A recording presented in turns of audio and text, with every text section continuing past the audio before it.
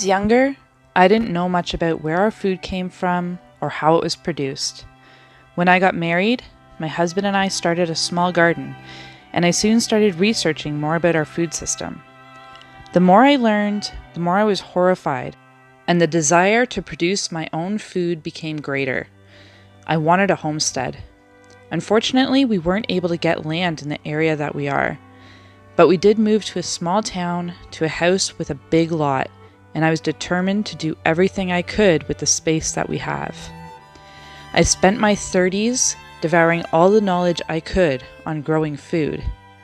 This eventually led me to permaculture. I've learned how to grow sustainably, harvest and produce our own food, hunt, fish, and raise and butcher our own meat. We're very limited in town in terms of animals that we're allowed to have, but I do have my laying hens that we get eggs from, and I've also raised rabbits for meat in the past. And I am continually learning more and more traditional skills that were used in the past but lost to the future generations. I am always looking for more information and more knowledge so that we can become more self-sufficient where we are.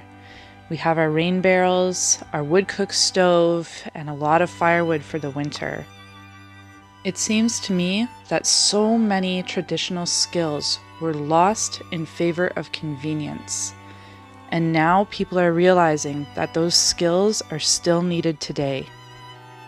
Growing food, raising livestock, hunting, fishing, and preserving your food are all so vital to all of us. The last few years has shown that our food system is not secure, and it's necessary to bring these skills back. We have many hostas on the property, so I just take some shoots from each hosta, and then I can fry them up in a pan just like asparagus. I am continually learning about the vast amounts of perennial foods available to us, even in the cold climates. Here, the perennial vegetables will be available before any seeded annual. Hosta shoots, when they are just coming up, can be cooked just like asparagus. Because it's a perennial, it has a deeper root system and produces more vital minerals and nutrients than any annual could. And once it's grown and flowers, the flowers can be added to salads. Dandelion leaves are also incredibly abundant and very nutritious. Cooking them down can help take the bitterness out of them, so if you fry them with butter, they're very tasty. I will also harvest the root from the dandelion, dry it out, and make a medicinal tea from it. We love keeping dandelions on our property. Violets are also incredibly abundant, and the leaves and the flowers are both edible. They are incredibly nutritious and are used medicinally. The leaves are very sweet and they're high in vitamins A and C. The flowers can be used in salads, or you can also dry them and make a violet tea, which is really lovely to save for a taste of summer in the cold winter months. Our asparagus is also a perennial vegetable, but ours is not quite ready for harvest yet as it is just starting to come up from the ground. Fiddleheads are also a great spring edible, but I happen to always miss them, and when I go to get them, they're just a bit too late for harvest. Lastly, we have a patch of lemon sorrel.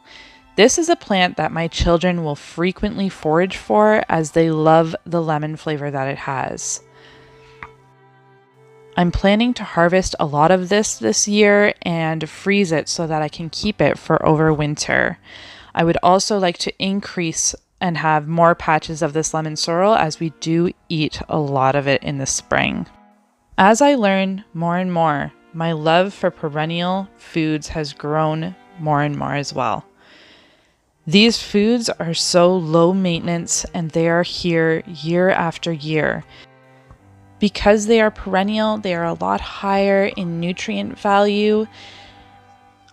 They have a deeper root system and they are a lot hardier than the annuals. They can handle a frost. and a lot of the time they're less likely to be damaged by pests. That doesn't mean I won't still grow my annuals. I'm starting spinach and kale right now, but it does mean that I will have more perennials on the property. I'm going to lean into our perennials. And one day, as our trees and our bushes grow taller and taller, I will truly have a magnificent food forest here just in our backyard. This property and the food we grow here not only sustains us, but it sustains the nature around us, the birds and the insects, all of it. I will continue my research on growing and harvesting food. I will continue to produce what I can where I am.